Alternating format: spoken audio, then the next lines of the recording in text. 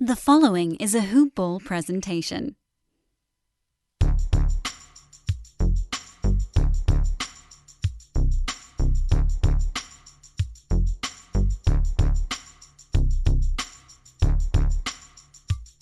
What up, Hoop Ballers? And welcome back to another edition of Hoop Ball's DFS Today.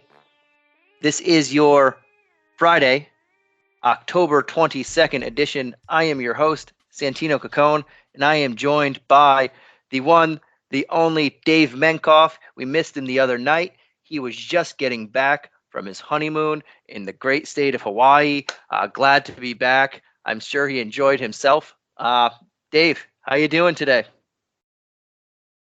Doing absolutely fantastic. Really excited to be back and back rested after a long, nice little honeymoon. The weather was perfect. Can't complain. Excited to jump on and talk some NBA hoops with you. Awesome. Yeah, and then it must be the weather on the East Coast isn't too bad itself, but it can't be anything compared to what you saw. Absolutely. The weather was ideal. Although you're right, the weather here has been unseasonably warm, which we can't complain about. No, you cannot at all. It's been pretty good. But we got a 10-game slate, man, for your return. I don't think we were saying it before we went on. I don't think we've done a show together in a while. We're doing it, and then we switched days, whatever the case was. But we haven't done a show in a while. But we have a 10-gamer for the reunion tour over here. How you feeling about that? I feel great. I feel like a 10-gamer is the perfect primer for the big reunion. So hopefully the listeners will enjoy our conversation tonight. And yeah, we also mentioned right before we went on, we're doing this one around 10 p.m. Eastern Standard Time. So we're seeing two blowouts right now. One game finished on this Thursday night, and the other game, the Heat. Oh my gosh, that first quarter was just insane, and then it just kept going on. So hopefully we have some closer games out of these 10 than we had on Thursday night with the 6. Without further ado, man, let's get right into it. We will break down the first game on the slate. And there is something that I'll point out. Dave pointed out to it before we were on the show also. If you're looking at the slate, you can't see the previous game. Every team should have at least one game pretty much. You can't see it. So you're not seeing the stats. You're not seeing how many fantasy points they have, how many DK points, etc. None of the nothing has populated as of yet. So there's two ways to look at it. If you have done the research and you're looking around, you already know where to go. If you're just throwing it in there and not really paying attention, you're not going to know who did what in the first game. So be prepared for this one. But anyway, we have in this first game of the night, we have the Chicago. Wow, I must have said Chicago. I did say Chicago. We have the Charlotte Hornets at the Cleveland Cavaliers. We don't have a spread for the. Oh no, we do. We only have two spreads as of right now. The Hornets are 2.5-point road favorites, and we don't have a total for it. On the injury report, we have Terry Rozier. He missed game 1. He is also questionable for this one with a left ankle sprain. We have Darius Garland questionable with a left ankle sprain himself. Dean Wade probable, and Dylan Windler out. Dave, I'll start off with you, and we'll start with the Hornets over here. Not the Bulls, guys. The Hornets. There's a lot of C's over here. I'm getting confused. We'll start with the Hornets. Yeah. Where are you looking at? And we see LaMelo getting at that 77 after that monster opening night. But how do you like this Hornet squad? Yeah, I have to say, since I was a big LaMelo fan heading through the season, and I put a lot of shares into LaMelo in the first game where he was priced in the low 7,000. So I think LaMelo Ball, I'm calling you right now on this first game that LaMelo Ball might have one of the highest ceilings at his price tag, 7,700. I think that is a very generous price for LaMelo Ball. So I'm going to have a lot of interest in LaMelo Game Ball. One, player one. Dave is not holding back any punches here. Game 1, first player, first team. He is ready to go. I like it. Listen, I can't help myself. I mean, it's just too easy at this point, especially if Terry Rozier ends up sitting out in this one again. I think LaMelo Ball is going to have the ball in his hands. He's going to be playmaking, scoring, doing literally everything for the Charlotte Hornets. So LaMelo Ball, no surprise, is my favorite play on the Hornets. I do have some little bit of interest also in Kelly Oubre, 5,500.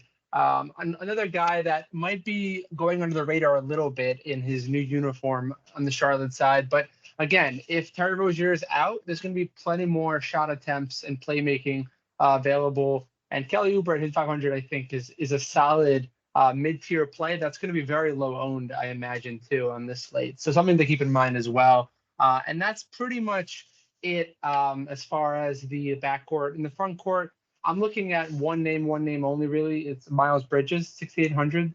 Again, a guy that's really coming into his own on the Charlotte side. So I like him too. Coming off a pretty solid game. I think he definitely has a double-double potential as well. And price under 7,000. There's a ton of guys on this slate we're going to talk about in that mid-tier range, but I do like Miles Bridges a little bit. So LaMelo Ball number 1, followed by Ubrey and Miles Bridges. What about for you?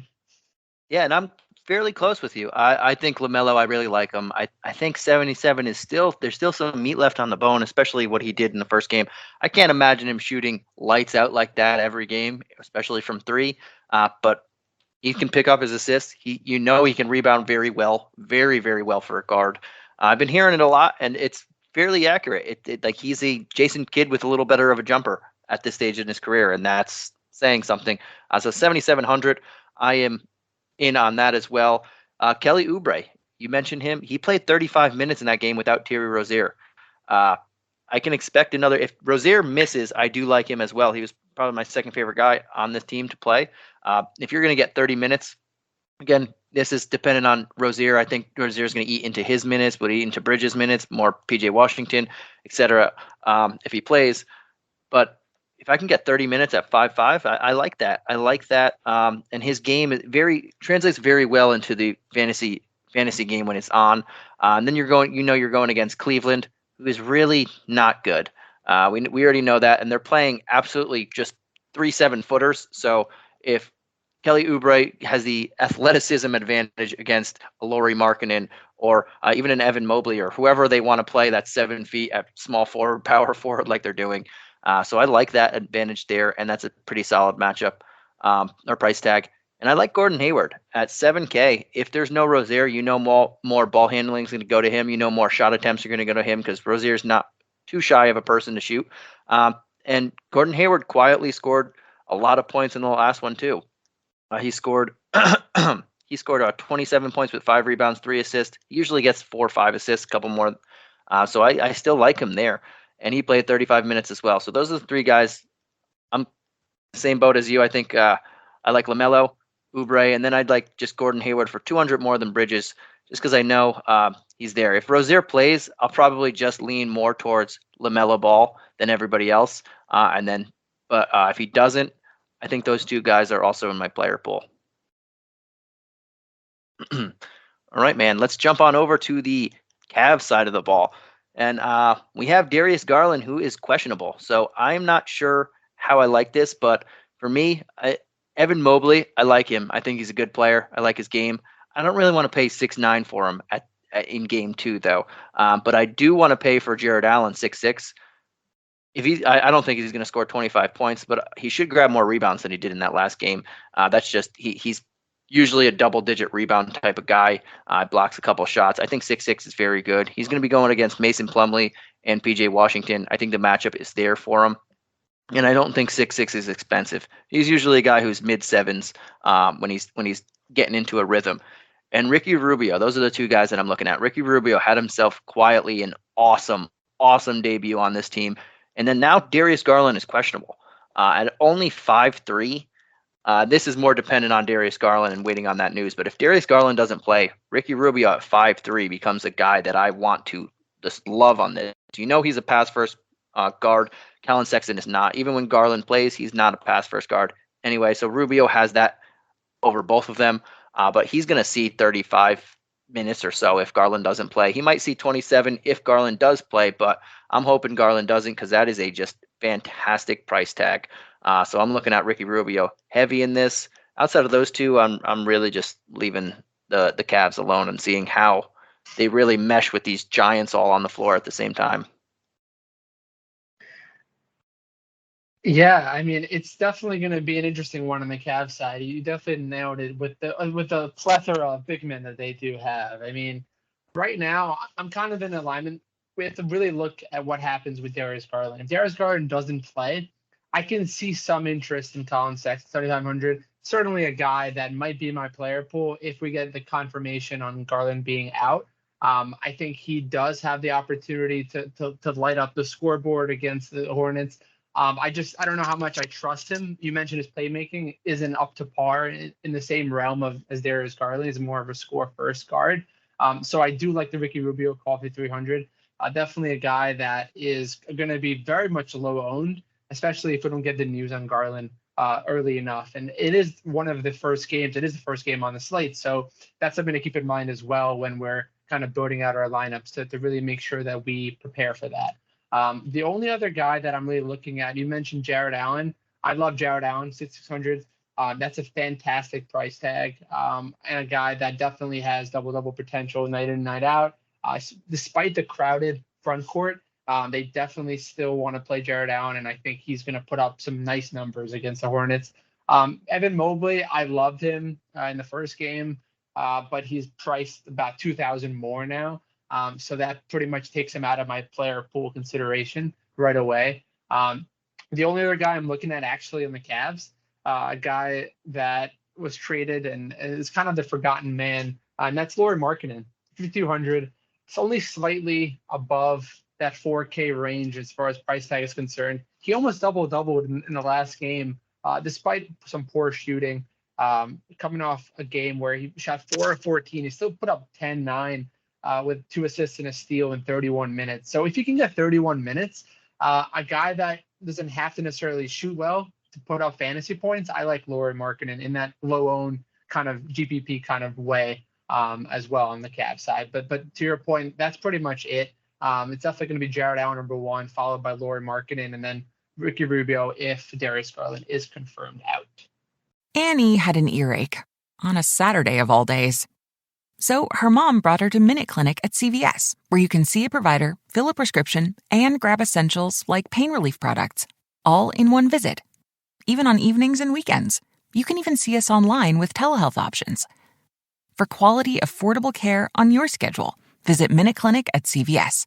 That's healthier made easier. Services vary by location. See minuteclinic.com for details. Right, man. I like it. And we'll jump on over to the second game. We have another game at 7 p.m. Eastern Standard Time. We have 3 overall. That is the Indiana Pacers, who lost a heartbreaker with a 24-0 run last game against they gave up a 24-0 run to the Hornets, but they're traveling to Washington, taking on the Wizards. And we do have I just had to refresh the spreads, but we do have pretty much all of them out there. But this spread is the Pacers are 2-point road dogs, and the over-under is 230. On the injury report, we have Torrey Craig, Justin Holiday, Jeremy Lamb, all is questionable. Karis LeVert, Keelan Martin, TJ Warren, all out for the Pacers. And the Wizards, we have Bradley Beal, Anthony Gill, questionable. Thomas Bryant, Rui Hachimura, and Cassius Winston as out. We'll jump on to the Pacers, man, and how are you looking at this squad? We saw Sabonis have himself a game. He is now priced at 9K accordingly. Can you look at him, or are you just going to take the value that is everywhere else? Honestly, in this matchup against the sorry excuse for front court of the Wizards, in a high-scoring game, you have to go with Domantas Sabonis. I'm going to have a lot of stock in him in the 9,000. He's one of my favorite high-end forward plays on this entire slate. And I think he's a guy that should continue to put up those big numbers. I mean, you called it. He put up 33 points, 15 rebounds in what seemed like a very pedestrian-like performance just based on his game.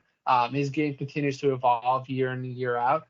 So I have a lot of interest in bonus at 9,000. I think he's going to be priced in the 10K range at some point this season. So at 9,000, there is still some value to be had. So I'm going to be plugging him into a lot of my lineups. The other guy I'm looking at is his running mate in the backcourt, and that's Malcolm Brogdon. I love Malcolm Brogdon. I think he's a guy with Karis LeVert out. He's going to continue to prove how well he can complement Domantas Sabonis's game. He's a high efficiency type of player. He shot 8 of 19 and still put up 28 points, 11 assists, 4 rebounds, and a block in that loss you mentioned. So I love Brogdon as well. I'm not going to have as much interest in Brogdon as LaMelo Ball. It's $200 more, but Brogdon could be a great contrarian play on this slate. So I'm going to have some shares of Brogdon as well. As far as any other Pacers are concerned, I was really impressed with Chris Duarte's performance in game 1 in his rookie debut. Quite a debut, I have to say. One of the best I've seen. There were quite a few in the opening night, but this was really one that stood out to me. But 6,000 is just priced way too high for a rookie in his second game. Despite the increased opportunity, I don't have the stones to really play him at that $6,000 range. And that's pretty much it for me. So it's definitely going to be Sabonis number 1 as the clear number 1, followed by Brogdon. And that's pretty much it on the Pacers side. Who are you looking at on the Pacers, if anyone? Yeah, and I'm close with you. I think you have to at least give Sabonis consideration. A lot of people, he might be overowned after that last game, and seeing 9,000, you're saying, oh, you have a discount. Oh.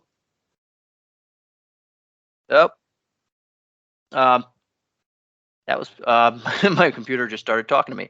But yeah, now I lost where I was. A video started playing. Hate that on the ads, but okay, we'll get back to it. Sorry for that. Yeah, you have to definitely give Sabonis some consideration at 9K, especially after what he did. I'm afraid that he might get extra ownership just because of that, and you're seeing the 9K, and you're looking at other people, and people who don't are looking at other stats might not see it. But I like him here. And then the Wizards just don't have a front court. Daniel Gafford is really pretty solid. They brought in Trez over the summer, but Trez isn't a defender. He gets dominated on defense. He's a little too small. He can grab rebounds. He can score in the paint, but he's not a good defender, a post defender. So Sabonis can easily get that matchup. And then Kyle Kuzma's playing a lot of power forward, especially with Rui there and Davis Bertans. None of these guys are the physical specimen that Sabonis is. Sabonis' all-around game is just great. So he's definitely in my player pool. I do think Miles Turner is also in my player pool for the same reason, and he's only 5'7". This is just a very good front court matchup. We know he can bring the defensive numbers. He can get a double-double here, and he's only 5,700. I think he'll bring back value on that price tag. And I was excited to see Joe Duarte's price tag before coming in. And when I saw 6K, I was kind of not so excited about him. Yes, and I did mean to call him Joe Duarte from from Joe Dirt. But 6K, I just don't want to take that plunge. For me, I'm just looking at Sabonis, Turner, and I'm going to pass on Brogdon. I think, as you mentioned earlier, LaMelo Ball's only 200 more, and that's just I like that matchup a lot more than this. But I don't hate him. I'm just going to stick to or dwindle down my player pool and like LaMelo Ball as the best guy in that range for now. But I think I'm with you for the most part. Then I'm going to jump on over to the Washington side of the ball, and Bradley Beal is questionable. He'll probably play, but that's something to keep an eye on. Obviously, he's the best player on this team by 2 country miles probably. So if he doesn't play, there's a lot of shots that open up and a lot of usage that opens up, which will likely funnel to Kyle Kuzma, Spencer Dinwiddie, and Trez the most. And obviously, those are the 3 people that I'm looking at. If Bradley Beal doesn't play, or even if he does, I don't mind taking a shot at all 3 of those. We just saw what Indiana's defense did against Charlotte and how they just gave up like 120 plus points there. And we know that they can go on bad spells of defensive runs there. So I don't mind looking at Kuzma, Dinwiddie, and Hero if Beal plays. And if he doesn't play, all 3 of those guys at 5'4", 5'6", 5'7", just become really, really interesting. Gafford's another guy, but he's not the scorer that those 3 guys can be, and he's not going to just eat shot attempts that Beal is leaving on the table if he's out. That's why I'm looking at Hero and Dinwiddie and Kuzma. None of them are afraid to shoot. And I think in that order, in the order of Hero, Kuzma, and Dinwiddie is how I'm looking at it. It's just a very good matchup, and Beal might not play, leaving tons of usage on the table and shot attempts. Yeah, I have to say that we seem to be in pretty much alignment on the Wizards side. I can't say that I'm wrong, that I have any issues with any of your selections. In fact, the only difference between my order of interest in Bradley Beal sits is probably going to be Harrell, followed by Kuzma, followed by Dinwiddie as my third. But otherwise, I mean, we're splitting hairs here. They're all three of these guys are in that mid $5,000 range. All three of them are probably going to be likely low owned. However, if Bradley Beal ends up sitting out and we get that news, that's around 6 p.m. Eastern time. I think that's going to be a big difference maker because I think a lot of people are probably going to pounce and they're going to suddenly be high owned. But if we don't get that news till but before lock, I don't think a lot of people are going to have the real interest to pull to pull the trigger on someone like Kyle Kuzma 5700. Even though he has plenty more opportunity now in a Washington Wizards uniform.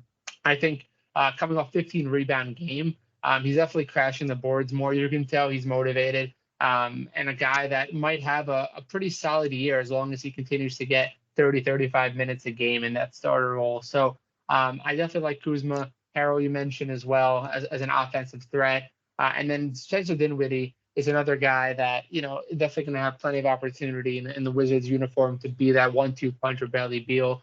And Bradley Beal plays and then at 200, I think there might be some level of interest from me if Bradley Beal is confirmed ready to go and healthy, just because of the matchup. I think this could be a high scoring game. It's probably one of the highest scoring games on the slate, just looking at the line right now. Something to keep in mind. Should be a close game as well. So something to consider as well as we continue down the road. But definitely love those three guys. So I'm with you again. Awesome. That is awesome. And yeah, I think Beal is a guy I'm looking at if he plays, but I'm just going to leave it alone at 9-2. Very good matchup. He's going to get all the usage he can handle. But this team just didn't fully look in sync last game. I know they won. They just didn't look in sync offensively. And I don't know how serious his injury is.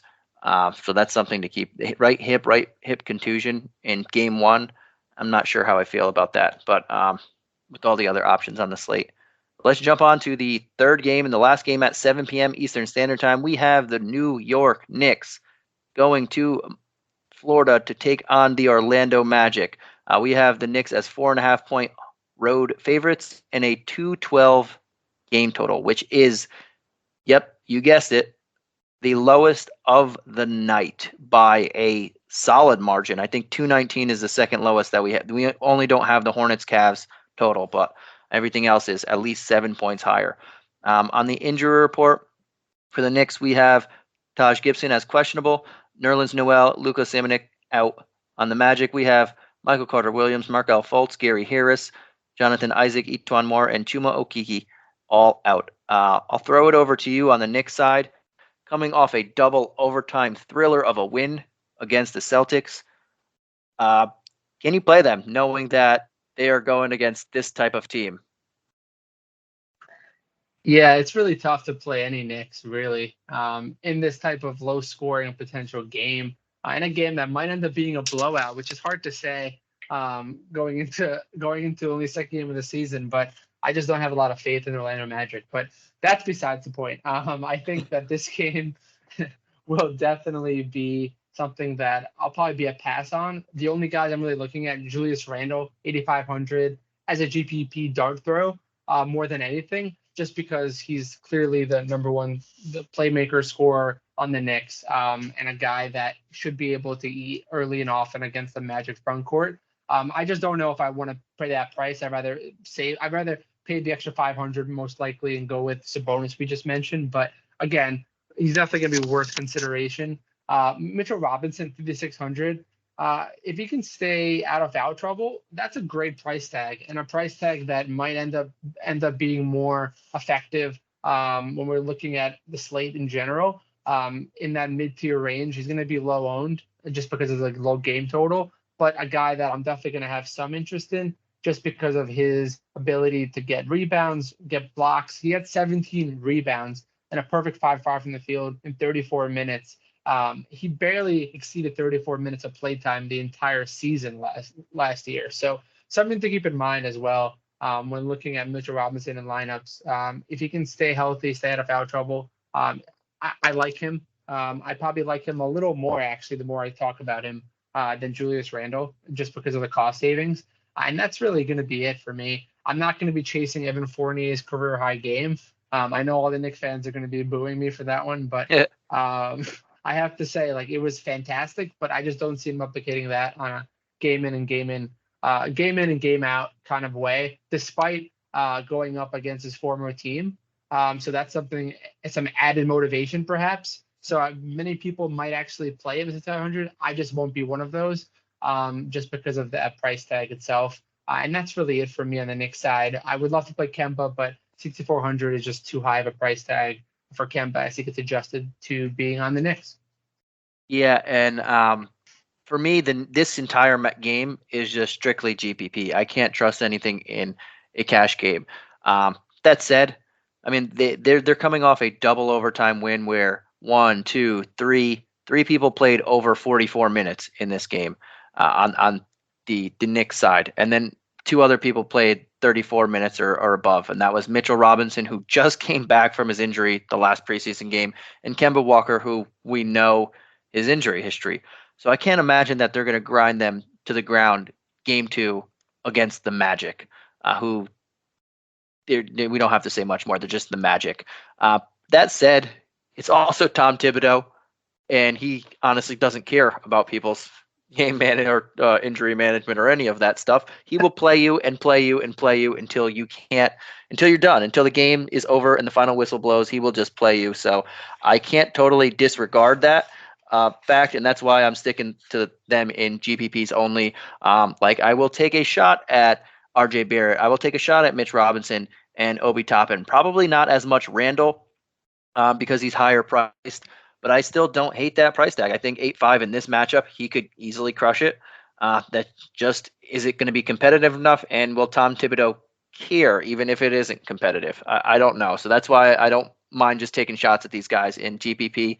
In cash, got to leave it alone, because as much as Tom Thibodeau likes to run his guys to the ground, he could definitely, game 2 of the season after a double overtime win against this team, could easily say, you know what, let's dial it back a little bit. We're going to have a big lead. We don't need to run these guys to the ground. So I'm just leaving that up to that. And like RJ Barrett, Robin, Mitch, Randall, they can all have big games. Fournier, you mentioned, I can't imagine him dropping another 30, but he is going against his former team.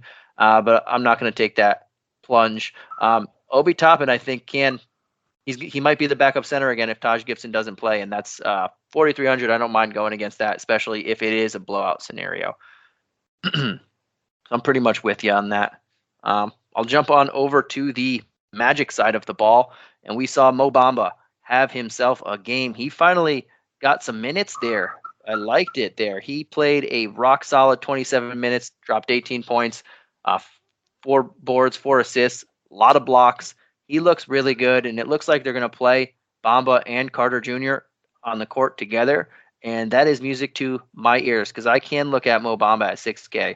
That's a lot. I don't think they care if they get blown out. They're still going to play their young guys.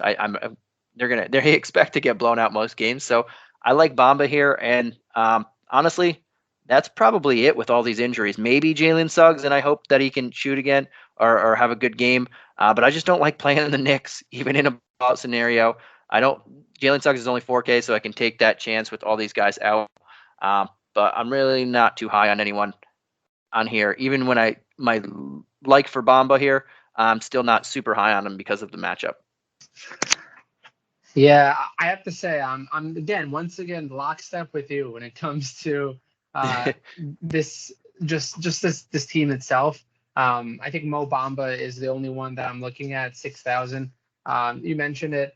Now that he's getting starter minutes, he did play 27 minutes despite a blowout, which is pretty surprising given his injury history. But again, that just shows you how much they have faith in Mo Bamba this year. So that's definitely exciting. I don't expect him to put up only 4 rebounds again. I think that was a fluke performance in the last one, but I do expect 4 blocks, 1 steal. I mean, those are the kind of high upside numbers that we've all been salivating in the DFS community for a while. So it's exciting that Mo Bamba is finally going to get some minutes. So I'm rooting for him, and I think that he should put up some enough value in this game, blow it or not, for him to be worth putting into your lineups. But you mentioned more of a tournament play than cash, just given the uncertainty with this team.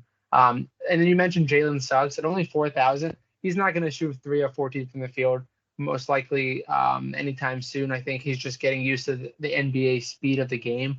And that's going to be a factor here against the Knicks again. But again, this should be a pretty good matchup for him as far as just being able to shoot the ball freely. If you can make even 30 to 40% of his shots, which is saying a lot, at 4,000, there are worse value plays on this slate to go after. So that's a pretty nice call. And to continue down the rookie train that I'm on recently when it comes to DFS, I'm also going to be looking at, from a pure dart throw tournament perspective, Franz Wagner at 4,500, the younger brother of Franz.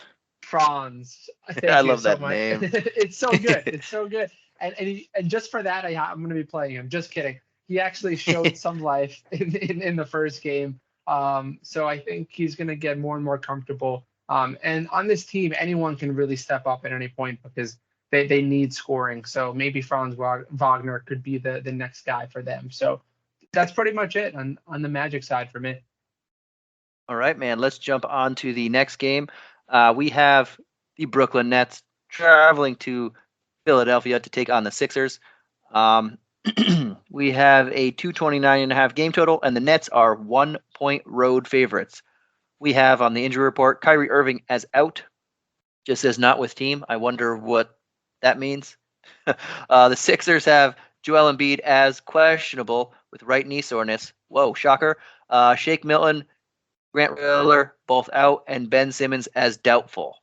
I think he got ruled out already, but on the official injury report as of 20 minutes ago, it still says doubtful. I'll start with this one, and I'll let you take on the Sixers, but start with the Nets here. I mean, this is going to be the game of the night, likely. This is two powerhouses going at it. This is two favorites in the East going at it. This is two teams that are dominating the headlines for all of the wrong reasons going at it. And then we have the superstars. But Brooklyn lost their first game to the Bucks in the NBA season debut. But we got to go right back to the well on this, even in a tough matchup. Harden, Durant, pick one. They're both in fantastic spots. I'm going to lean towards Harden here. He does have the $100 edge now. He's going to go up against a lot of Tyrese Maxey, who is a solid defender, but is only his second year, and he's not used to playing starters minutes like this, which he's going to have to be playing. And I just think Harden didn't have a great game in that first one, but still quietly put up a lot of DK points. I can't imagine him scoring under 25 in this one and getting a double or near double-double with some good rebounds, some assists. His shot will start falling in this one. Outside of those two, I'm not going to go back to the well on Patty Mills. I will look at Nick Claxton. Hopefully, if Joel Embiid doesn't play, Nick Claxton becomes very, very appealing. He'll be going against Andre Drummond, and we know Andre Drummond on defense. You can get a lot of fantasy points on that. But those are the only two guys that I'm mainly looking at here. I'll take my shot at Harden/Durant, more so Harden, and Nick Claxton at 3,800 is going to be in a solid matchup. If Joel Embiid sits, if Embiid plays, I don't like playing opposing centers against Embiid. All the stats say avoid, even at that 3,800. But those are just looking at the top and then the bottom of the starting lineup. Yeah, I have to say that I'm totally in alignment again. I think I know it's terrible. I really should be fighting you. For the big reunion, I should be going against you on every call, but it's hard. It's a hard one, especially on this 10 gamer. But if I have to be contrarian, I will say that of the James Harden and Kevin Durant's, I'm leaning actually a little bit more towards Kevin Durant at 9,300. I just think that he's a guy that is certainly going to be a top player, especially with Kyrie Irving out, as you mentioned, for the foreseeable future. I think he's going to continue to play at an MVP level. I think James Harden and him are going to play well together. It's really more of a flip of a coin more than anything. I'll just take the $100 and run with it and go with Kevin Durant in this matchup versus James Harden. But can't go wrong with either one. I think they both have a pretty high share of ownership on this slate just because of the high profile matchup and the fact that it's going to be a close game most likely, especially if Embiid plays. So I like those two. And then you mentioned I'm not really going to be targeting Patty Mills 4,800. I'm also Nicholas Claxton. As much as I don't want to play anyone against Joel Embiid, at 3,800, you got to figure even if this game ends up turning into somehow of a blowout and Embiid plays, Claxton will get minutes when he normally wouldn't. So I think there's some opportunity for Claxton just because he's so young. I think he's going to play more minutes than LaMarcus Aldridge, Blake Griffin, and all of those guys. So I don't mind the Nicholas Claxton call, but more of a tournament play for me. The only guys I really trust on the net side of the ball is going to be Harden and Durant in this one. Right, I feel you on that. Now let's jump on over to the Sixers, and I'm going to let you run away with this one. Say what you want. Our resident Sixer fan. You don't have to get into all of the nuts and bolts of what's going on, but how do you feel about this game? Or whatever. If you want to get anything off your mind, you can.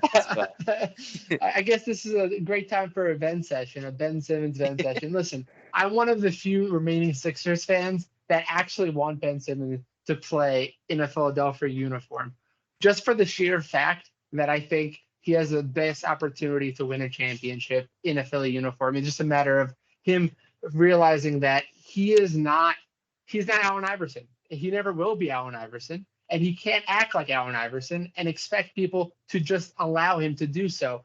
And it's been a big issue. I know it's not DFS related, but it is an issue because he might be out of lineups for the foreseeable future.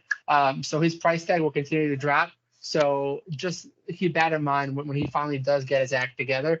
That's all I'm going to say on the Sixers piece because I don't want to go into any further rabbit holes with the Philadelphia 76ers. But with that said, if Embiid plays 10,000 is a great price tag. I like Embiid at 10,000. Tobias 7,200 is going to be a little bit too pricey for me. I think 7,200 is a solid price tag, and Tobias is the number 2 scorer on the team, the clear number 2 with Simmons out. I just don't know if I'm going to have too many shares of Harris in this one. A guy I'm looking at is probably going to be Tyrese Maxey. 5,300 is still pretty good of a price tag. Do I like Ricky Rubio a little bit more in 5,300? Yes. But will I have some shares of Maxey potentially? Also, yes. If we have the expectation that Embiid ends up not playing, then I will be playing Maxey for sure. And the only guy I'm looking at really on the Sixers side is Furkan Korkmaz at 4,400. A guy that is just a spark plug off the bench. If this game stays close, I can bet dollars to donuts that Furkan Korkmaz hit a few threes to help the Sixers along a little bit. At 4,400 is a pretty low price tag, so I'm not too afraid to play him. But again, he might be more of a tournament play for me. And that's really all I like on the Sixers side of the ball. Who are you looking at if Embiid does play? I think you would have to take a long, hard look at Embiid. I know it's 10K. I'm not sure what the injury is. I need more news on that before I want to take the dive on him, though. Because it's just always there. Even when he's just slightly banged up, he's just always on the injury report as questionable.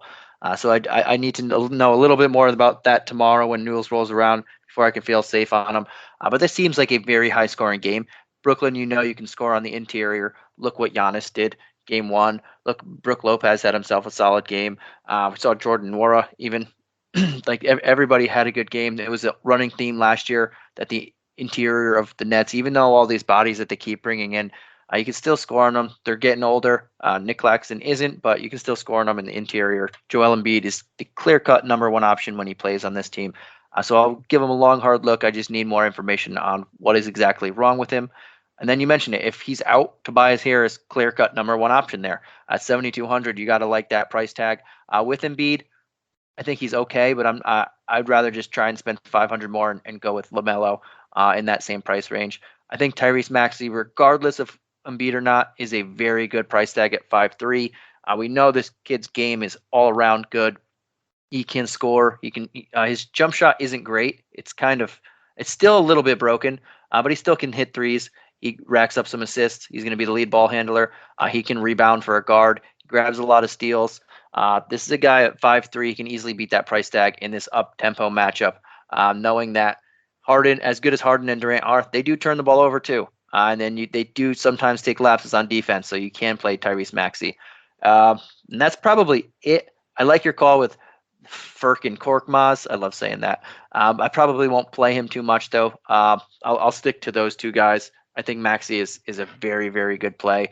And then if Embiid doesn't play, Andre Drummond at 5'5". Yeah, just throw him in there. No matter what the score is, he knows how to get rebounds. He knows how to get some defensive stats, and he can score in the paint, and he will easily bring back value there. So those are the guys I'm looking at mainly.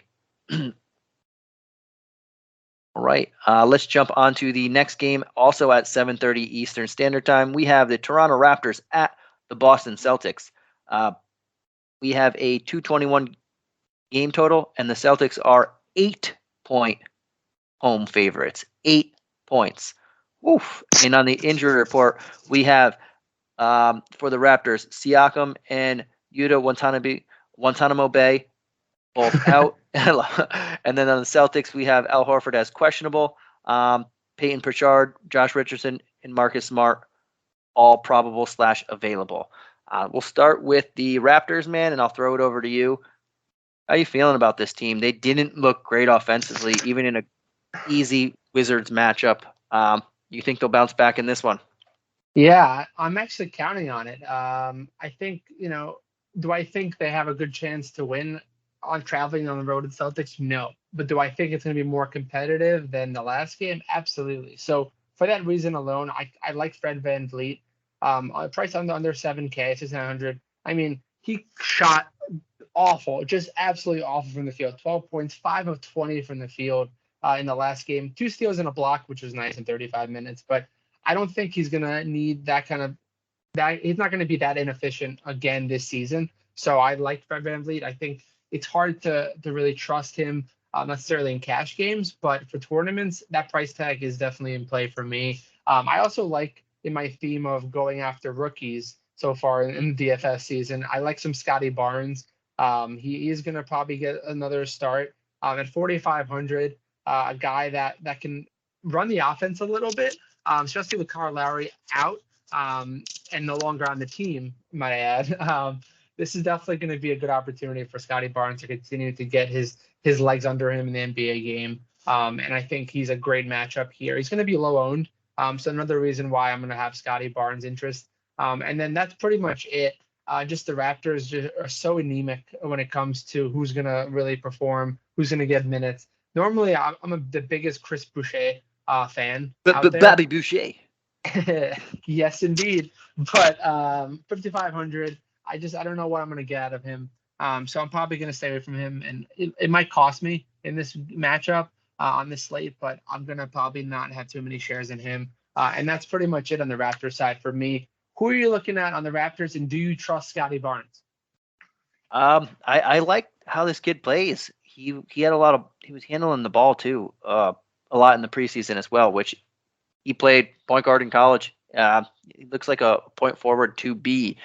I don't know if it'll translate in the regular season, all season, but it's something that he's going to get groomed into. And seeing him play 33 minutes in that first one, that is enticing. And he started. I know we still don't have Siakam, and that's going to change the entire lineup, but that is enticing to me. So I do like him here. He's probably my favorite play on the team at only 4,500. That's a very cheap price for a guy getting 30 minutes. And we know who can sprinkle in a little bit of everything. We saw him get high assist games in the preseason. We saw him get 9 rebounds in the last game. So he can do both things there, even if his shot isn't falling. And he still scored 12 points, which saying that out loud, the next thing that comes out is really sad. He tied for the team lead in points in the last game. But he can do a little bit of everything, and I like that. And he can pitch in defensively. So at 4,500, I really like him there. VanVleet, you mentioned it. I can't imagine him shooting as bad as he did. He has had some bad shooting games, and he hasn't really taken the mantle. It didn't look like in the preseason, but we know what this guy is capable of. Is much more than what he has been doing at the end of the preseason and in this game. At 6,900, I don't mind taking another shot in this matchup. The Celtics really don't have any. I mean, Marcus Smart is there, but Marcus Smart, he can still score, get some points on him, and when he's taking a breather, and he is probable for this, he's coming in a little bit banged up. Like Dennis Schroeder, Peyton Pritchard, whoever else they throw out there, Romeo Langford, they're not really great defenders that Van Vliet shouldn't have a problem with. And 20 shots for Van Vliet should be the bar here without Siakam in there. I don't mind OG at 62, but I want to see it happen in a regular season game with what he did in the preseason. I think a breakout is very possible this year, but I do want to see it once before I take the plunge in there, especially on a 10 game. And that's it. The entire front court or center rotation with Birch, Precious, and Boucher, just not intriguing to me. They're all chopping up minutes, and I want no part of that until somebody separates from the pack in Nick Nurse's eyes, and he continues to show that that person's going to get minutes. All right, I will jump on over to the Celtics side of the ball, and mention Smart at 6,400. Not terrible, but he's coming in a little bit banged up. Jaylen Brown, man, he missed a couple weeks with COVID there, and then all of a sudden he comes back, drops 46 points in 46 minutes. That is insanity. I wonder if the double overtime game is going to get these guys. I was thinking the same thing on the Knicks, but the Knicks are going against the Magic. They're not going against the team who recently won a championship, even though a couple of those, most of those guys are gone. It's still in that culture. I want to take Jaylen Brown, but at 8,300, can't do it. I'd rather just go Jason Tatum. I mean, Jason Tatum didn't have the greatest of opening games, but he still had a double-double on 45 minutes at 4 assists there. But we're looking at Robert Williams at 6'2". If Al Horford is not ready to play again, Robert Williams played 45 minutes. I know it was double overtime. You can even take 12 minutes out of there. That would still be over 30 minutes. If this dude's going to get 30 minutes, sign me up at 6,200. We know what he can do defensively. He can probably get another double-double in around 30 minutes or close to that. It'll probably get you like 3 to 4 stocks at minimum, and that is very good in fantasy. I think he'll easily hit that value. And then it just depends on Al Horford. Grant Williams is not a bad play at 4,100, but I think I'm just sticking with Tatum, Williams, and then leaving it alone for now. I think the Raptors are just very good defensively. Yeah, I have to say that we are back to being in sync. So that did not last long. As far as the Celtics go, Jaylen Brown, of course, you touched on it, was a world beater in his last game where he had 46 real life points. I mean, he put up monster fantasy numbers. He led the whole slate in that night in terms of fantasy goes. But 8,300 to your point is just a little bit too pricey to pay for him. Jason Tatum, 8,800, should have a nice bounce back.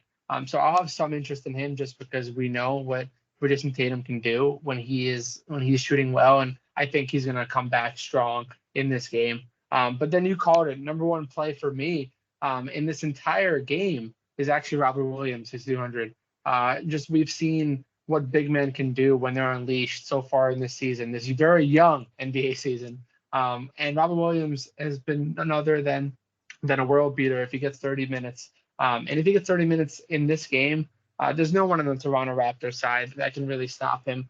He should be able to eat early and often, and you mentioned double threat.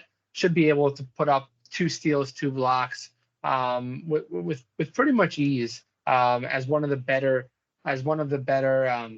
additional stat big men that we have in this league right now, young big men we have in this league. So I like our Williams at 200. I'm going to have a lot of shares of him despite the low total of this game. Awesome. Now let's jump on over to the first game at 8 p.m. Eastern Standard Time. We have the New Orleans Pelicans at the Chicago Bulls. We have a 224 game total. The Bulls are 6.5 point home favorites. On the injury report, we have Kobe White as out, Patrick Williams as probable for the Bulls. We have Josh Hart as questionable and Zion Williamson as out for the Pelicans. I'll throw it over to you. How you feeling about this Pelican side of the ball? No Zion there. And probably no Josh Hart, meaning someone else needs to start. Yeah, it's definitely going to make things interesting. I'm going to have some interest in Nikhil Alexander-Walker, a guy that we've seen last year with a bunch of guys resting, a bunch of guys injured. He could put up daily fantasy numbers in an absolute second. A high scoring, high efficiency type of guard when given minutes. So if he gets the start, he played 34 minutes in the last game. And he is starting, and he put up 23 points, 5 rebounds, and assists, steal, and a block in those 34 minutes. So I think he's definitely some guy that I have interest in this matchup. He's going to have to score just for the Pelicans to keep this game relatively competitive, which is even ridiculous to say out loud now that I'm saying it against Chicago Bulls, but that's just the nature of the early NBA season. So I'm going to have to go with him. And then Brandon Ingram is my favorite play on the Pelicans 7,500. A guy that is going to have to continue to shoulder their load when it comes to this team. Coming off 25, 7 rebounds, 6 assists game when they played the Sixers. I expect a similar effort here. And at 7,500, there's plenty of value to be had there at that price tag. I like him. And then really that's pretty much going to be it. I was looking at Jonas Valanciunas earlier. But at 7,200, I don't think there's enough value there to really go after him, despite a great matchup against the Bulls, against Vucevic. I just rather take the savings, go with a guy, Robert Williams, at that center position and be done with it than go after Jonas here. And that's pretty much it on the Pelican side of the ball for me. Who are you looking at? And are you looking at Walker? That's a good question. And I want to. At 65, I don't really love the price tag. I think we're getting discounts at a lot of people. And Brandon Ingram only 1,000 more in his game. He does a lot more things there. So I don't love the price tag, but if I'm in that range, he is a guy that I will be looking at. I think this is a very good matchup for him to get hot in, but I just don't love the price tag there. A guy that I am looking, I think Brandon Ingram is the better play on this slate on this team. I would have liked J Val, same reason. I thought he wouldn't have been so high in this after his dreadful performance in that first game, but he is 7-2, and this isn't the same. Vooch is a pretty solid defender. At 7-2, I don't think I need to just run J Val out there, even though he's going to get a ton of shot attempts, just because they need him. I think Devontae Graham is a guy I'm looking at, not in love with, but looking at depending on how the injuries shake out in the earlier part of this slate at 5-5. I think he's in a solid matchup. And then a guy I'm really looking at is Trey Murphy at 3,100. If Josh Hart doesn't play, this gets started the second half. In place of Josh Hart when he got hurt in that first game. I think he might draw this start again. It could be him or Najee Marshall likely to draw the start. I'm thinking they're leaning towards Murphy, who had himself a hell of a preseason. And at 3,100, this kid could really shoot. And I'm expecting some open threes. I will take some chances on him. Well, I do need to see if Josh Hart plays, because if Josh Hart does play, he's going to get the lion's share of those minutes in the wing. He'll get 30. Murphy will still play, but I don't think he'll hit that 30 mark plateau. But if Josh Hart doesn't play, I think this kid hits 30 minutes, and at 3,100, I can really throw him into a lot of my lineups to get some bigger plays. So he's a guy that I'm really looking at here as probably my favorite play, depending on Josh Hart's availability. But No, I was going to say that's a great call out. He's one of the few rookies that I did miss, and I apologize to Trey Murphy fans out there. Yeah, you've been going all over the rookies there. And we'll jump on to the Bulls. Try and go a little quicker here. Yeah, I mean the Bulls are just stacked. It's very hard to pinpoint them on a given night. They're going to be super fun to watch. This game could turn into a blowout. The Pelicans got blown out last game. Bulls started off shaky against the Cavs, and then they got it together. I think you can look at a lot of these guys, but Lonzo Ball at 6'6". We were just talking about Murphy, Alexander Walker at 6'5". I think I like Ball a little bit better, only $100 more. I don't really want DeRozan at 7-1. Vooch is in play. Levine is always in play. They're at that teetering 8K mark, but I think there is enough value here that I don't have to go to them, and I like Lonzo here. I think a revenge game narrative here, going back against New Orleans, who really didn't want him. never wanted to extend him, then finally traded him, and he is the cheapest of that group. It's just a really, really good situation here. We know what Lonzo can do. He's one of the most accurate 3-point shooters all of a sudden. He's playing very well, passing the ball. I really just like Lonzo in this particular matchup. And I don't mind looking at Patrick Williams, but that injury does scare me. I think 4-1 is a solid price tag for him, but that injury does scare me because he's been dealing with it. So to me, I'm just looking mainly at Lonzo here to go off against his former team and in a kind of screw you type of revenge game. Yeah, I have to say that the Lonzo call is one of my favorite ones because if you know me, you know I love a good revenge game narrative.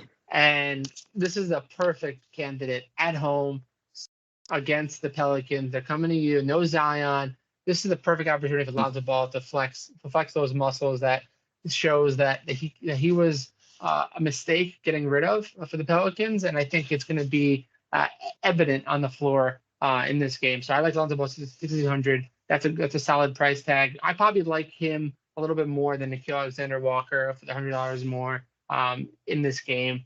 And then you mentioned DeMar DeRozan, 7,100, also going to be in play for me, but more of a tournament play than anything, just because the Bulls now have so many guys that can score. They're pretty much loaded on the offensive side of the ball, which is crazy to even say out loud now. The Chicago Bulls are going to be a fun team to watch all season. Zach LaVine, 8K. I think that's pretty much a slap in the face to Zach LaVine, just given his big play opportunity. He's the alpha dog on this team, despite the presence of DeMar DeRozan and Vucevic. He can score and pretty much from anywhere on the court. Coming off a 34-point effort, I like Zach LaVine. He's probably my favorite play in this game at 8,000. Going to be looking at him. Vucevic at 800 and not going to have too much interest just because of the price tag. And then you mentioned Patrick Williams. If he ends up playing 4,100, I'm going to have some shares of him. And that pretty much wraps up the Bulls for me. All right, man. Awesome. And let's go on to the next game, the last game at 8 p.m. Eastern Standard Time. This is this is going to be a fun one. We have the Oklahoma City Thunder traveling to Houston to take on the Rockets. For the spread, we have a 225.5 game total, and the Rockets, yes, guys. I don't know how many times I'll say this all year, but the Rockets are 3-point home favorites. On the injury report, we currently don't have one submitted for either of these teams, but we can only imagine what could happen. Even in game 2, there's nothing to be taken lightly for them. I guess I could just say John Wall is not going to be playing. We'll start with the Thunder. How you feeling about them? They really got themselves it taken to them against the Jazz, but the Jazz are just on another level than these two teams. This is going to be more of an even matchup, but how you feeling about the Thunder?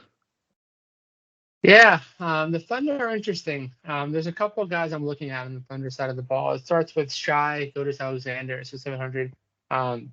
He's clearly the alpha dog on this team. I think he's going to put up some pretty serious numbers. I think he's a guy that is going to be able to, if his game stays close, despite a blowout in the first one against the Jazz, I like the Thunder to keep this game relatively close against the Rockets. So I love Shai at 600. I think he's a great play in that mid to upper tier range. And then the other guy I'm looking at is going to be another rookie, because that's my name of the game for me tonight, and that's going to be Josh Giddey. He played 29 minutes, put up 4 rebounds. He only had 4 points, but put up 10 rebounds in his debut on the Thunder, which was good for one of the highest by a rookie in his debut for the Thunder. So that was exciting stat there to include in there. But Josh Giddey, 4,100, is going to be one of my favorite value plays of the entire slate. So I like him. And then Shai Gilgeous-Alexander, 700. And that's pretty much it for me. I'm not going to have too much interest in Darius Bazley at 6,000 or Isaiah Roby at 4,500 either. What about yourself? It sounds like you're giddy for Josh. But yeah, I think Shai is another guy. We talked about a couple people just in the last game around that price tag. I like him more than Naw. I think it's pretty close with Lonzo. This is just a very good matchup, and I want some exposure to this game. I think you mentioned Josh Giddey, 4,100. That's just another awesome price tag. And he already got his feet wet against the Jazz. I mean, the toughest defensive team in the league. And now you go against the Houston Rockets. It's a lot easier of sledding here. So 4,100 before his price jumps up a little bit, even though he's going to go his peaks and valleys for a little while. I think this is more of a peak with this type of matchup. So I do like him here. I will take some shots, especially if I want someone cheap. And then I'm looking at who's going to start in the front court. Is it going to be Isaiah Roby, who it looked like was going to be the starter coming into the season, or is it going to be Derek Favors again? I did not expect Derek Favors to start in the last one. He started, played 20 minutes. It was a blowout. He played the least amount of minutes of the 5 starters, but that's still 20 minutes. If he's going to get the Al Horford treatment and play until they just say go home, I don't mind him. And at 3,600, that's a very good price tag in this matchup. Yes, please. If it's Isaiah Roby, 4,500, also yes, please. That I think we're going to get a very good discounted center here, along with Josh Giddey, if you don't want to pay up for a Shy in this one. So that's where I'm going to look at, and hopefully we get those lineups in earlier. Now I'll jump over to the Rockets, who are playing an equally bad team. Though I think all the love we had and all the things we were saying about the Rockets, they're going against an easy team too. Garrison Matthews and Daniel House probably on the wrong side of questionable, but we don't fully know here. I would love some Kevin Porter Jr., but at 7-3, I have to pass. Christian Wood looks like a guy I can look at 7-1 in this type of matchup, but also I'm not sure. I like getting a lot of value on these bad type of games, like a Jalen Green. We're going to go to the rookies. Alperen Sengun at 3,900. I would absolutely like to play him too, even if he doesn't start. You might look at Daniel Tice at 5K. Jayshawn Tate. I like looking at a lot of value on this side of the ball in a sloppy but fun fantasy game if I don't want to go Christian Wood. But I think Sengun is a guy that I'm looking at under 4K, very much so, because I think he can easily double and get stocks in this game. Jayshawn Tate under 5K, and Jalen Green. I said it about Josh Giddey, who had a bad first game. Jalen Green is in prime position to have a good game against this whatever kind of team you want. He only scored 9 points in that first one, but he can easily score some more points in this one. Dort might not even be guarding him, who is a really rock solid defender. He might be more on Eric Gordon, but yeah, I'm looking at the young guys in here, mainly Tate, Green, and Sengun as my 3 favorite options for cheap value.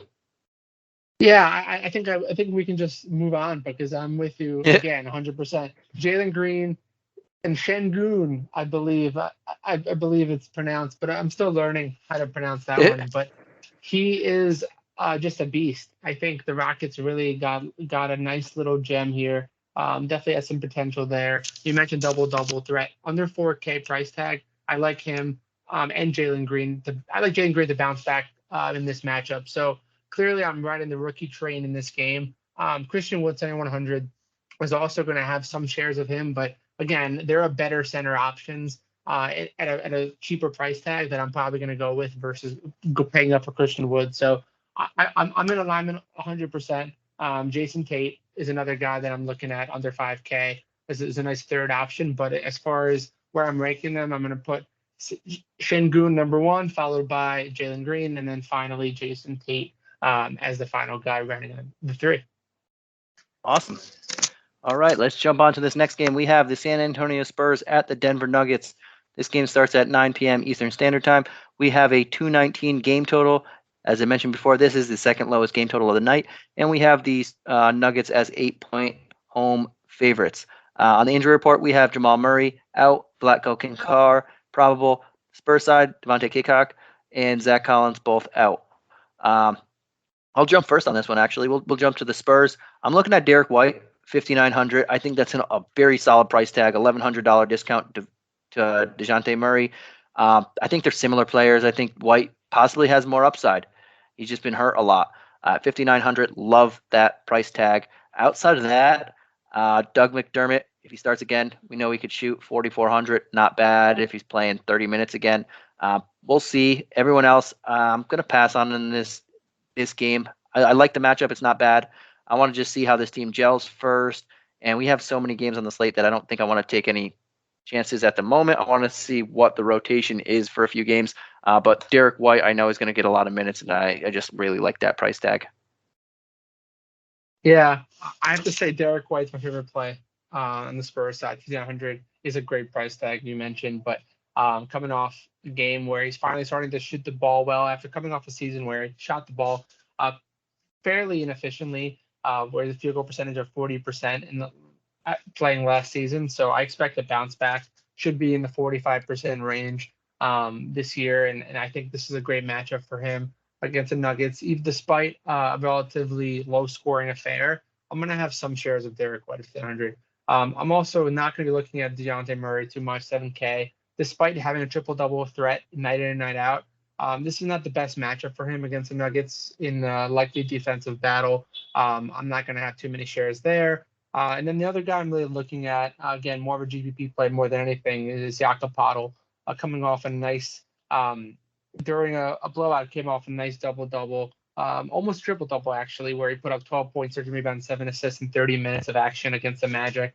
I'm going to have some shares of him, but there's just so many center options, which we touched on and continue to touch on game in and game out, that I don't know how many shares I'm going to end up with, but a guy that is going to be on my radar for sure in player pools. Awesome. And then we'll jump on over to the Nuggets. Who are you looking at over there? Yeah, on the Nuggets side, it's actually pretty scarce, especially with no Jamal Murray. I'm not going to have too many interest in Monte Morris, 4,600. I just don't think there's enough value there, despite getting the starting minutes in this game. I'm going to look elsewhere, starting with Michael Porter Jr. at 6,300, a guy that's the clear number 2 now on this team, coming off 15.6 rebound, 5 assist game. And again, that was with very low volume. He's still a guy that's going to be able to contribute and get his shots. A double threat as well, a guy that can rebound pretty efficiently as well. So I like Michael Porter Jr. as probably my second favorite play on the Nuggets side. And then, of course, number 1 is Nikola Jokic at 10,200, coming off a ho-hum 27-13 rebound game in his last one. I mean, just the MVP does what the MVP does and will continue to do. A guy that should be one of the best plays on every slate, despite the low total. I think he's going to be low owned too, which is only going to give me more interest in playing him on this big slate, this 10 gamer. So I'm going to have some interest in Jokic, and he's going to be my favorite play on the Nuggets side. Do you like Jokic as much as me? I like him. I don't know if I'll have a ton of exposure to him. I might have him in a few lineups. I think 10-2, just being so high priced, and we have all these other people not as priced accordingly yet. I think we can fit him in a lot of lineups because of that. But I really like some Michael Porter Jr. in this. He is the clear-cut number 2 option. He didn't really play as that in the first game. He had quite a few assists. I didn't expect a lot of this from him right off the bat, and it looked like a lot of the offense was flowing through him. I think it's going to change, and Jokic's going to get a lot more assists in this one. But Michael Porter Jr. is the guy that I'm targeting most in this one at 6,300. That's just a very good price tag. He's eventually going to be in the high 7s, low 8s, in that range as the season rolls along. And Aaron Gordon, I think, at 5,100. It looked like he got the hang of playing with these guys. It took him a long time, but it looked like he got the hang of it. And if he's going to be playing pretty well, playing minutes near the 30s, at 5,100, we know he has a pretty solid fantasy game, and that's not an expensive price tag there. But I do like Jokic. I'm never going to say anything bad about Jokic. I just don't know how much I'll have him in play here, with the potential for this game to get out of hand as well. But before we get on to the next one, I do have to give a quick shout out. The NBA is back at DraftKings Sportsbook, guys, an authorized sports betting partner of the NBA. The key to victory is a strong starting 5. New customers can bet just $5 on any NBA team to win their game. And if they do, you win $200 in free bets. Again, $5 on any NBA team to win their game. And if they do, you win $200 in free bets. So why not make your roster Washington, Washington, Washington, Washington, and oh yeah, Washington. DraftKings Sportsbook customers can also get their skin in the game with new same game parlays. Combine multiple bets from the same game for your bigger payout. The more legs you add, the more money you can win. DraftKings is safe, secure, and reliable. Best of all, you can deposit and withdraw your cash whenever you want. Download the DraftKings Sportsbook app now and use the promo code NBA today. Bet just $5 on any NBA team to win their game, and you win $200 in free bets if they win. You win with the promo code NBA today.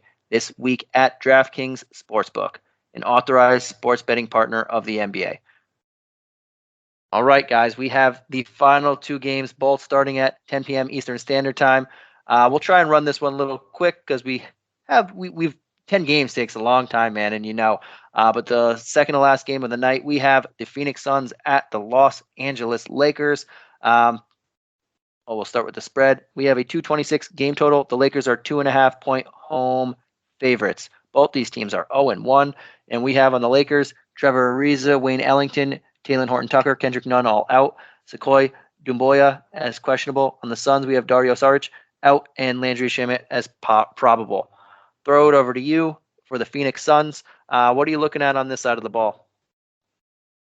Yeah, on the Phoenix Suns side, it's an interesting game against the Lakers. I like Chris Paul, 7,300. Again, in that middle tier price tag again, but a guy that should be able to put up some decent numbers against the Lakers, despite the matchup against Russell Westbrook. I think he's going to come out motivated in that veteran leadership that he does. I like Chris Paul. Devin Booker, 8,200, another guy as a shooting guard is a guy that I'm going to be looking at. I think he definitely has some potential there in this matchup. The price tag is pretty reasonable for a guy with his ability. So I like Devin Booker. And then I want to have some interest, very little though, in DeAndre Ayton. More of a tournament play for me. And that pretty much rounds out the Sun side of the ball. Are you looking at Booker or Chris Paul here? Yeah, and it's funny. This is the throwback to last year's playoffs. I think Chris Paul and Devin Booker are two solid price tags at the moment. I'll probably look more towards Chris Paul, take that $900 discount, try and save up for some bigger guys there. We know Devin Booker had himself a very good series last year in the playoffs against these guys. I think DeAndre Ayton isn't too bad of a price tag, but I thought we mentioned a lot of other guys that are a little bit cheaper that we can go to there, so I probably won't have too much of him. I think Mikal Bridges at $5K is a solid price tag, and that's another guy I can throw in my pool in that. But yeah, I'm probably looking mainly at Paul and Mikal Bridges, and that's mainly it for me on this side of the ball till we see how this team starts gelling again, and against this Laker team who are just old people, and they're probably they want to slow the game down, but they have all these, and they're still getting used to each other. So we're going to see exactly how that works out. And I'll jump right into that side of the ball. We have LeBron James, Anthony Davis, Russell Westbrook all over 8-6, and we have no one else over 4-6. So you know how this game goes, but there's a lot of people out. I thought Melo could have started in the last game. He didn't. We saw DeAndre Jordan get the start instead. So we got to keep an eye on the lineup, but I can't imagine, even if DeAndre Jordan starts, he's not going to get a ton of minutes. Dwight Howard starts, they're probably going to chop the minutes up. But you got to look at Anthony Davis, LeBron James. Both are going to take the front seat of this while Russell Westbrook gets acclimated to this new system. And then I want to see if Carmelo Anthony starts or if it's Kent Bazemore again. One of those two guys, solid plays at 4-6 and 4-5. Don't love it, but you can do worse if you're trying to get cheap guys in there. But I think Anthony Davis is the guy that I'm targeting in this matchup. We saw him have a very, very good series when he was healthy, when they played against him. And last year when he plays against this team, he's done very well. LeBron James, same as well. But Anthony Davis is, especially if he gets the center treatment in this one, I think that he can bring DeAndre Ayton away from the basket and have the very clear matchup advantage. But again, we got to see how the lineups shake out. They've been talking about playing AD at the 5 all offseason. First game of the season, he didn't play at the 5. And it was against the Warriors, who have Kevon Looney, who barely played, and then no other center. So it's just very weird, and that's something that we have to keep an eye on. If AD doesn't play the 5, I'm leaning more towards LeBron James at $200 more. How about you, man? How you feeling about the Lakers? Yeah, it's going to be interesting. This is definitely a great game. It should be a great matchup, a fun game. Anthony Davis is a guy that I targeted in the first game of the season. I'm going to go right back to the well here. I think we can. Under 9K, 8,900 is a great price tag. I'm going to be putting a lot of shares into Anthony Davis. He looks refreshed. He looks ready. He just got married. As a fellow recent married person, I get it. He's motivated. He's happy. He's excited. So I think he's going to be playing with that extra motivation there. Some side insight there as well. LeBron James 9100 is always in play. I think you can't go wrong with LeBron James. I don't know if I'll go there just given all the games on the slate. But that's pretty much it for me. I'm probably going to have a little bit of interest in Carmelo Anthony at 4,600 just because he's a guy that's going to get plenty of minutes. And he should be able to get to score off the bench. He has the green light every time he steps on the court, so he can provide some value there. But isn't it more of a tournament play for me more than anything? Russell Westbrook 1,800. As much as I want to play Russell Westbrook, this is a great matchup for him. Russell Westbrook has a huge adjustment to be playing on the Lakers. He's still uncomfortable. It might take him a couple weeks, could be a couple months for him to get fully up to speed. I might eat those words, and he might put up a triple-double in this game, but I really don't think that he is fully adjusted to being on the Lakers quite yet. So that was the guy I'm looking at, probably LeBron and Anthony Davis as my number one player. Yeah, I like that. And then we're going to jump on over to the last game of the night. We have the Utah Jazz at the Sacramento Kings. We have a 226.5 game total, and we have the Jazz as 6-point road favorites. On the injury report, we have a small one here. We have Rudy Gay is out for the Jazz, and we have Mo Harkless as questionable for the Kings. We'll start with the Jazz. I'll jump into it. I really want to play Mitchell. He dropped 42 points in his lone game against this team last year. 42 actual points and 57 fantasy points. We know the Kings struggle against opposing shooting guards. They're a little different this year. They moved Barnes back up to the 3. They're starting Halliburton now. I don't think it's the same old Kings. And Donovan Mitchell, that price tag is just a little too high to start off with. He was hovering around the 8s a lot last year, and that was nice. But now 8, 7, I don't know if I really want to take that. I don't fault anybody. To be honest, I'm not in love with any of the price tags here in this particular game. Mike Conley and Bojan are two that I'm looking at. Since they're very cheap, I'm leaning towards Mike Conley because he does more. But I'm probably not going to have too much exposure to almost anyone on this side of the ball. Maybe not in this game. How about you? Yeah, it's a tough one to get excited about for the Jazz. I mean, Mitchell 8,700 is a price tag that is pretty much on par with his skill set and his current gameplay. So I'm not going to have too much interest in chasing value there. Rudy Gobert, I wish he was priced at the low 7,000 range. 700 is just way too high for Rudy Gobert, despite the double-double threat and night in and night out, along with some block potential. I'm not going to have too many shares there. The only guy I'm looking at actually on the Jazz side, if there's one guy, it's going to be Bojan Bogdanovic, 5,600. Again, another mid-tier option on this giant slate. I keep hammering the mid-tier guys every game. So that's the only guy I'm looking at on the Jazz side. And otherwise, I think we can move on to the Sacramento Kings. Yeah, I like it. And do you want to take the Kings from here? Yeah, I'll jump into the Kings. So on the Kings side of the ball, going up against the Jazz is no easy feat. So despite a great effort, a valiant effort in their first game, I'm not going to have too much interest in De'Aaron Fox, 8,400. I think that price is just too high. Tyrese Halliburton is getting adjusted, playing on this team now with some potential on this team. So at 6,000, definitely some value there, but I'm not going to be chasing that against the Jazz, who are just a lockdown defensive team. Harrison Barnes coming off a career high and priced 3,300. He's just too expensive now after that game. Rashawn Holmes, the only guy I could have potentially been looking at 6,400, but as we mentioned, there's so many other better plays up and down the price range board. So I'm not going to be chasing Rashawn Holmes, and I'm with you. There's not a single guy here that I'm really going to be targeting too much. What about yourself? Yeah, and I would like Holmes a little bit more in a different matchup. I think the price tag is fair. I don't really like targeting the Jazz. The Jazz just are a fantastic defensive team. I think Fox, Barnes after that one, Holmes, think everybody's priced fairly accordingly. I think Barnes a little bit more than I would want anyway. Halliburton at 6K is a nice price tag. But I don't think anyone's too cheap that I'm looking at and saying, oh, gotta go there. Maybe Mo Harkless if he plays at 4K, but if he doesn't, who's going to start at power forward?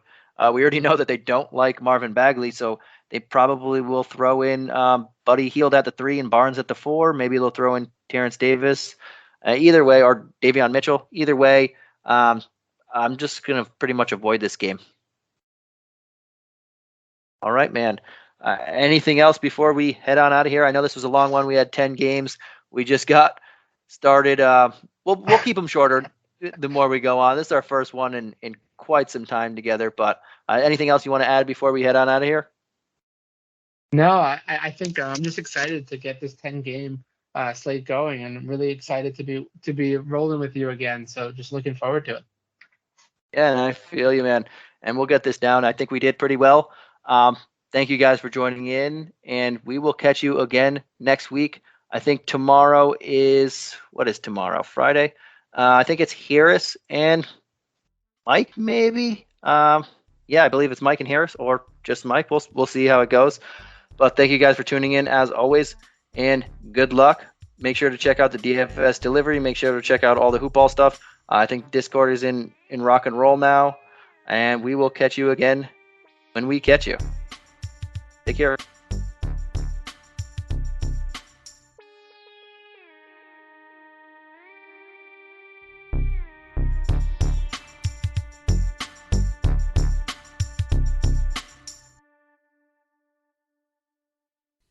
This has been a Hoop Ball presentation. You should be saving for the future, but savings accounts suck, and investing can be scary. We combine the ease of savings with the real returns of investing. We call it Save Vesting, and it's only available in our new app, Stairs. Stairs offers 4 to 6% returns, no fees, and you can withdraw anytime. Do your future a favor. Visit StairsApp.com today.